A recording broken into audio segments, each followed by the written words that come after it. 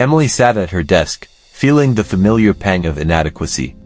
The open office was a cacophony of voices and clacking keyboards, with her colleagues confidently presenting ideas and engaging in lively discussions. Emily, on the other hand, felt invisible, her contributions often drowned out by louder voices. She admired their confidence but couldn't find her own amidst the noise. One particularly stressful day, Emily decided to take a walk during her lunch break. She wandered aimlessly until she stumbled upon a small Zen garden tucked away in a quiet corner of the city.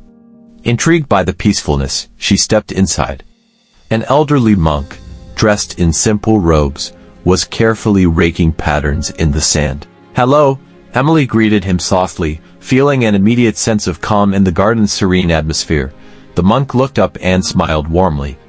"Welcome. I am Hiroshi. Would you like to join me?" Unsure of what else to do, Emily nodded.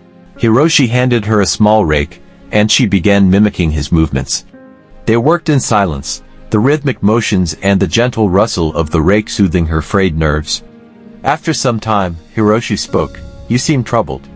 Would you like to talk about it?" Emily sighed. "I just don't feel confident at work. Everyone else is so outspoken, and I feel like I can't keep up. I don't know how to make my voice heard." Hiroshi nodded thoughtfully. "Have you ever noticed the power of silence?" "Silence," Emily echoed, confused. "But isn't the problem that I'm too silent?" Hiroshi smiled. "Silence is not the absence of sound, but the presence of self. In silence, we find clarity and strength. It's not about being louder, but about understanding yourself deeply." Over the next few weeks, Emily returned to the Zen garden during her breaks. Hiroshi taught her the basics of Zen meditation and the importance of mindfulness. Through these practices, Emily began to tune out the external noise and focus on her inner self. She realized that her lack of confidence stemmed from a constant comparison with others and a deep-seated fear of judgment. One day, while meditating, Emily had a breakthrough. She recognized that her value didn't lie in how loudly she could speak but in the quality and authenticity of her contributions. She didn't need to compete with her colleagues, she needed to be true to herself. Armed with this new understanding, Emily approached her work differently. She listened more attentively during meetings, allowing herself time to process information before speaking. When she did share her ideas, she did so with calm conviction, drawing from the clarity she found in her moments of silence.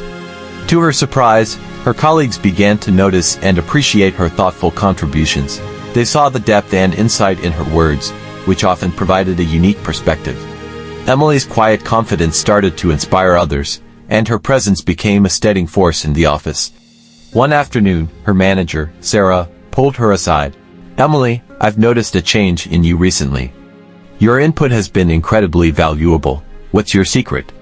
Emily smiled, thinking of the Zen garden and Hiroshi's teachings. "I've learned the power of silence and self-reflection. It's helped me understand my own strengths and speak with more confidence." Sarah nodded, impressed. "Whatever you're doing, keep it up, it's working." As Emily left the office that day, she felt a sense of peace and fulfillment she had never experienced before. She realized that true confidence didn't come from trying to outshine others but from embracing her own unique qualities and trusting in her inner strength. And so, Emily continued her visits to the Zen garden, nurturing the quiet strength she had discovered within herself. With each passing day, she grew more confident, not by raising her voice, but by grounding herself in the profound silence that spoke volumes.